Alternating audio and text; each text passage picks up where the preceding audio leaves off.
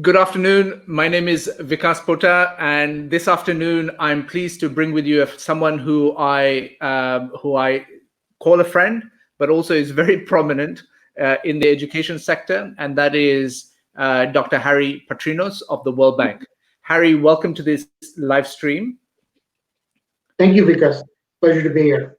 And what we're looking for, Harry, in terms of is by way of background to those who are going to be watching. Harry is someone who's an economist by training and currently holds the position of practice manager for the World Bank's education team. And that involves looking at all the assistance they provide to countries in particular geographical regions, which, if I'm not mistaken, Harry, is Eastern Europe and Central Asia. Is that right for you right now? Correct, Europe and Central Asia.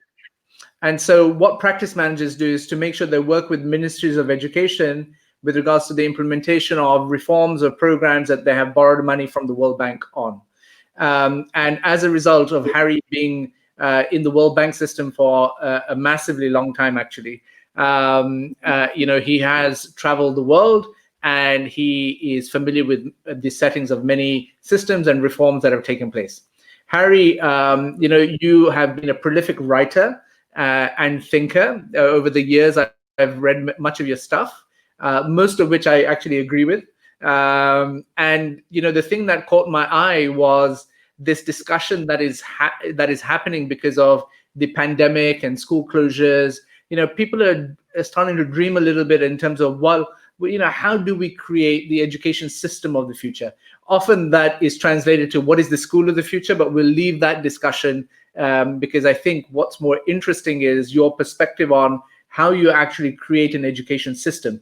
Now, if I take this as the filter that I want to apply is, if I was an education minister, which I will never be, but if I was an education minister, what are the things you would say to me about how I build that education system for the future? If you could break that down into bite-sized pieces that we could have a conversation on, I'm sure other people will also be interested. So over to you, Harry. Yeah, thank you, Vikas. And you set the stage very well. We are living through the COVID-19 crisis, and for education, this has meant the school closures and the need to go to remote learning in order to try to protect those learning gains that many countries had achieved over the course of the academic year. And it brings to light the point about what it means to prioritize education. And I think the ministries of education have been successful in prioritizing education by putting in place the remote learning systems and having a real solid effort to give education to students, to keep the learning process going.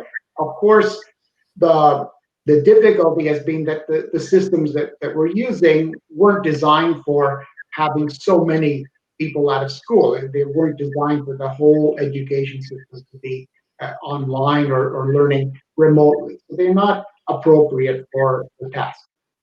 So in terms of building the education system, the first task is to make sure you're connecting with the students and teachers over the time of the school closures, and when conditions permit, to bring back the students so that you can have the learning recovery. And for this, we need resources. What do countries need? First of all, protecting the education system. And here I mean both financial, in terms of protecting the budgets, and secondly, in terms of support, political support to the need for continued education. The next phase is school reopenings at some point, and here. Can I just stop you there? Sorry. When we talk about protecting what has happened so far, I mean, this notion of protecting is quite interesting, because if I look at data that exists in terms of learning outcomes in many parts of the world, you would question whether the learning outcomes that you see are good enough. And that lends itself to the question about whether these systems are efficient and effective, and should they be protected in that situation? Good point, because definitely we were living through the learning crisis even before the COVID crisis. and attention was given to the systems that are not producing learning to the extent that we wanted. What level of learning is that? At least having minimal reading abilities by, say, age 10, which is our definition of learning poverty.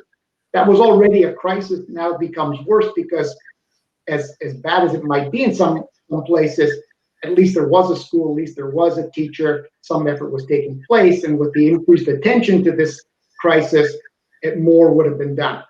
Along comes COVID, and whatever gains had occurred during the academic year are brought to a halt, and it risks losing that entire year of learning. So this goes to the point about building back better, right? It's a slogan, but it actually makes a lot of sense in education, because while we protect the gains that we had, it also gives us a chance to build a better system going forward. And that's where technology and the traditional classroom comes together.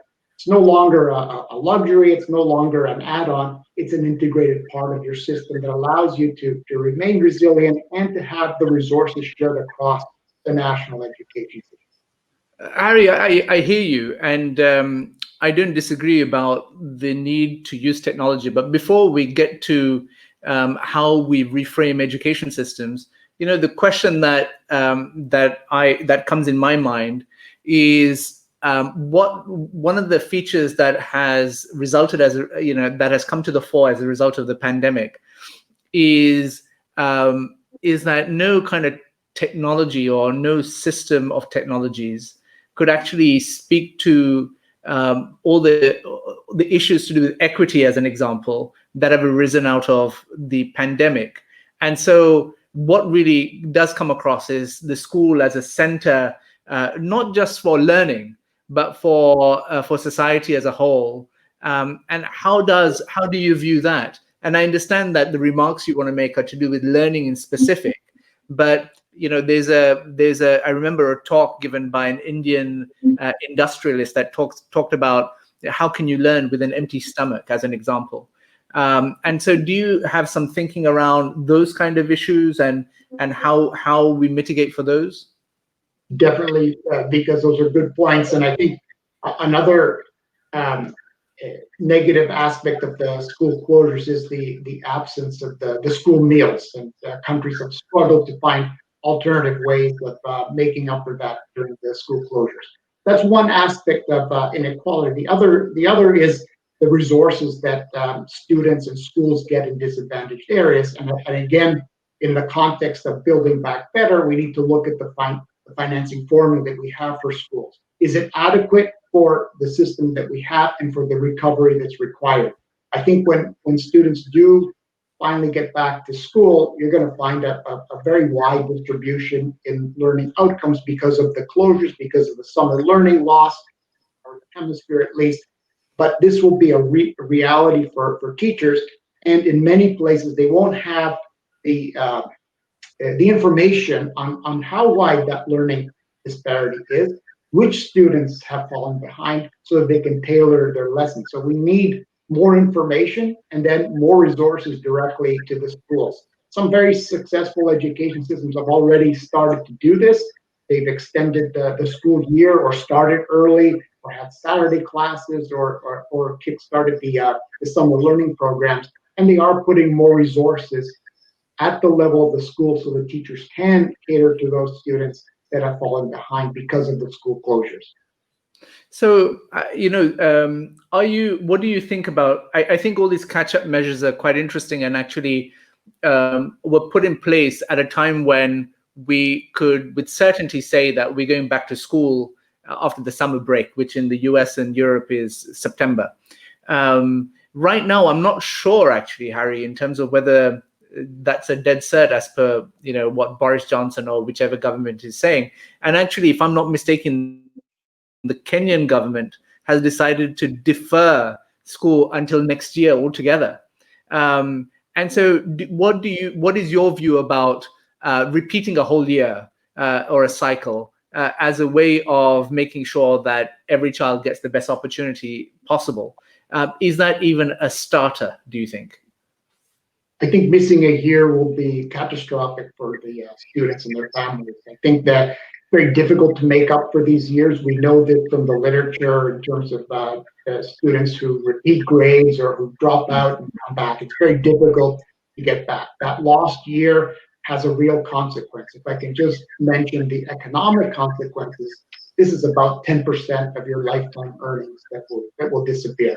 It's very difficult to ever get that back, because the older you get, the closer you are to compulsory school age, the less likely you are to come back to the system. Of course, we should make every effort to reach those students that are at risk of dropping out, or who may have to drop out because of the recession. And there are measures you can take, but the best option is to keep learning going, which is why I think we need to ramp up our distance education systems. Go from remote learning to an actual distance education program that is integrated into the education system, and make that distinction between distance education and face-to-face education much less of a contrast. So talk to me a little bit more about the economic analysis that you have put out, which is the 10% of lifetime earnings point that you make. If you could just delve a little bit deeper so that those that are watching this understand a little bit better in terms of, if kids don't go back to school, what is the net impact on their lifetime earnings? Yeah, so the literature has established over many years and thousands of studies that on average worldwide, another year of schooling is equal to about 10% of an earnings gain. And this might be 8%, might be a little less, might be a little more in some countries. It's typically higher in lower income countries. So it makes a big difference in people's lives. And these are cumulative effects. It's not a one-off. So you lose 10% this year, it happens next year and the year after that. So these are big losses to individuals and their families and to societies. So what we did was estimate, when the schools were starting to close worldwide. At one point, I think it was 95% of schools in the world had closed, 1.6 billion students. We estimated, took a conservative estimate of 8% rate of return. We took a conservative estimate of maybe 4 weeks of schooling losses, extended that to 4 months to see what would happen. And that's about a third of a year, so about 3%, 2 to 3% earnings loss, which comes out to a big number when you multiply it by the student population. In the US, with 76 million students, this comes out to $10 trillion, a huge number over a lifetime, of course. It's not immediate. It's not going to be felt this year. It will be felt over a longer period of time. That's one of the losses that people will experience. The other one is the learning loss. With less schooling, there's less learning taking place. This also has an impact on people's well-being beyond economic well-being. So that's a great explanation. Thank you for that, Harry. Then if we move the conversation on about building back better, like you said, if you were advising, like I said, an education minister, which you regularly do in your zones, what do you think are the 3 things they should do to build back better? First, like I said, protect the budget. We need to make sure that we're not losing during the recession. So protecting budgets at the very least. Second, I would say we need a one-off increase to schools so that teachers can quickly assess where the students are and quickly put in place a program that tailors to those students that have fallen behind. And third would be that the measures you need to take to actually improve learning. So once you find out which students are falling behind and what you need to do, what exactly? I think tutors have been proposed as an example of something that's effective, cost-effective, and some of the more successful systems have already announced programs to increase the number of tutors. I think that the literature on this is very strong, and it's a measure that we can take in countries.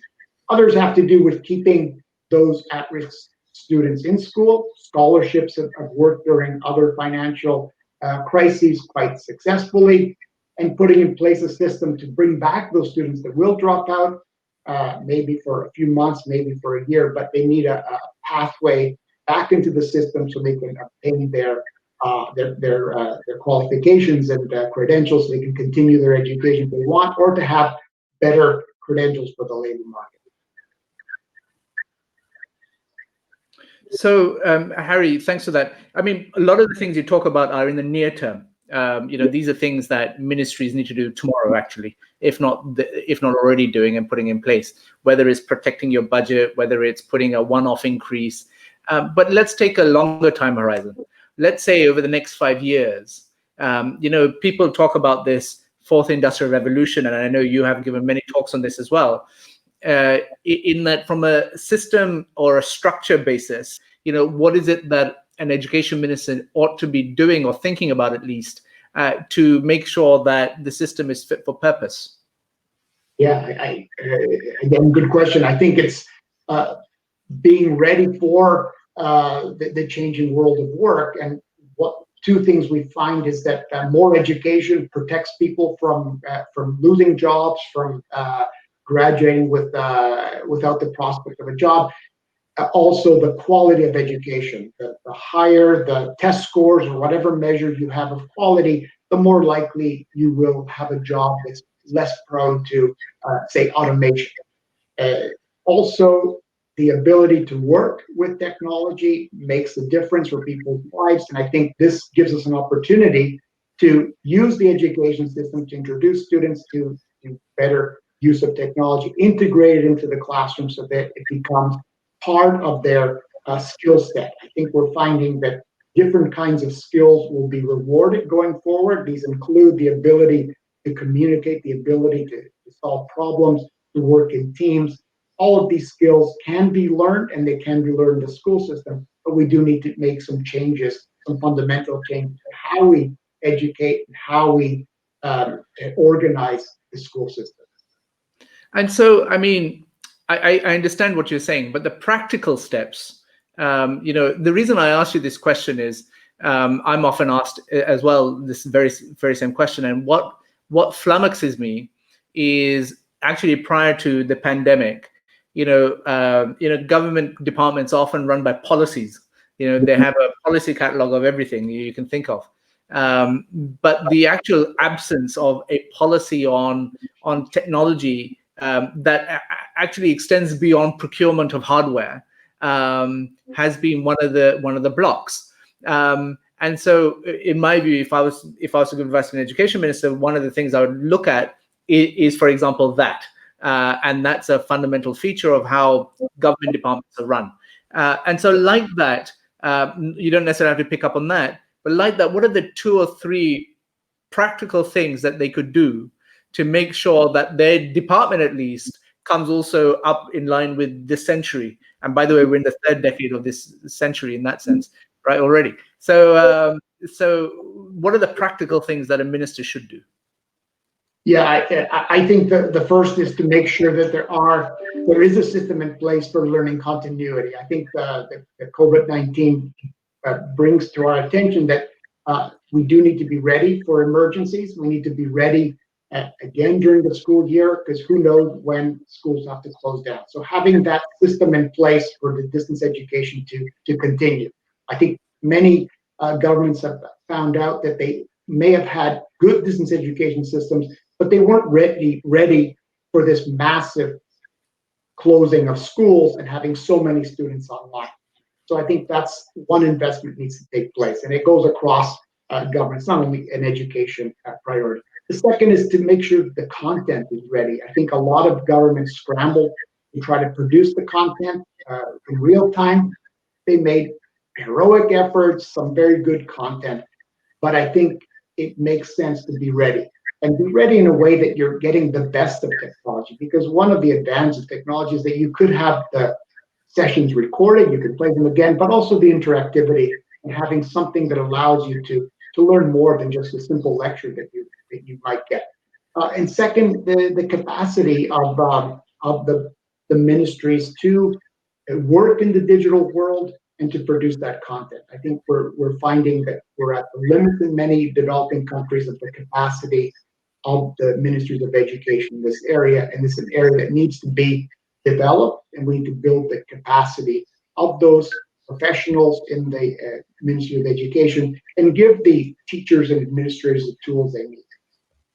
And so, have you got examples of that actually taking place, Harry? Because I know that you've recently cut a grant, for example, to Turkey to do something like this. Can you talk a little bit about that? Very proud of the investment in Turkey. The government had been working with us for some time on their education plans. They're modernizing and improving their education system. The COVID crisis comes along, conversation changes a bit, and we did get the request to work with them on building their distance education system. They already had a world-class platform, but it wasn't designed for the number of students that were out of school in Turkey, a large country. So we work with them on building the capacity. We work with our digital experts at the bank, the digital experts in Turkey, and within a record 3-month period, we're able to go from design to board and issue the loan by the end of June. So it's an effective program already, and will allow them to reach millions of students starting this academic year. The program also showed the need to build capacity. They are high capacity government, but in this area, even more will be done. And to produce the kind of digital content that Turkish families and educators demand, the program puts in place the resources to build those resources and put them online quickly. It is a middle income, high capacity country, but I think what we did here can be done in many other countries, and I think many countries are demanding this kind of approach, and I'm happy to share the details of the program. And so, I mean, that's really great, Harry. Thank you for explaining what you're doing in Turkey. One of the areas that we haven't talked about, and I believe that the capacity building function that you talk about with ministries is critical for sure, but we haven't really talked about the role of teachers. And I know that you're a champion of teachers, and I was wondering whether you can say a little bit about that and what you've learned around the teacher workforce in particular during this COVID crisis, and how, when we think about education systems in the future, what is their contribution or their role? Yeah, teachers are critical to the education process at all times. They become even more critical in this period of uncertainty and learning loss. I think we need to continue our efforts to support teachers and in this time provide them with even more resources. I already mentioned the need to give them real-time information about the learning loss that may have occurred for their students, and then give them the tools that they need to tailor their program. So they need more information, they need more resources, and they need the expertise to make their programs real. So going forward without teachers is not possible. And what we need in the system of the future is a integrated system with technology and the teacher at the heart of the education system. So in terms of through your grants, so your loans program in particular, I mean, are monies allocated for extending the capacity of the teacher workforce in this regard, or is it just limited to ministries and ministry officials? This program, emergency project, it was the first emergency project. It was a standalone education program. We did 100 health projects. This was the first education project. It was designed to support the Ministry of Education in this instance. But you'd welcome ministries saying that they want to expand, their provision towards teachers, and that's something that obviously we should all look at favorably in that sense, right? Of course, and I think where we've also tailored our support to countries, we have focused on the classroom and the classroom teacher as the recipient of this support. So often, and forgive me to go down this path, and I know that you and I have batted this a few times, and so I just want to provide you the opportunity, Harry, to talk a little bit about the conflict between teachers and technology. And so there's often a view that technology can replace teachers. Do you think, or does the World Bank advocate for something like that? Not at all. It's not possible to have a good education system or the system of the future without teachers. Technology can be used to enhance and support teachers, but as we've seen in these school closures, if we ever needed the evidence that teachers are important, I think this crisis shows it very, very clearly. So going forward, we need the best of technology with the best teachers supported and fully empowered to educate our children going forward. On that note, Harry Patrinos, thank you so much for your time. I've enjoyed our conversation, and long may they continue. I hope that the viewers of this live stream, either who are live or who will watch this online, get an understanding of what the World Bank does in education, and also gets to revel in your expertise, Harry, as an economist and a practice manager for the World Bank. Thank you so much for your time. Goodbye. Thank you, Mika.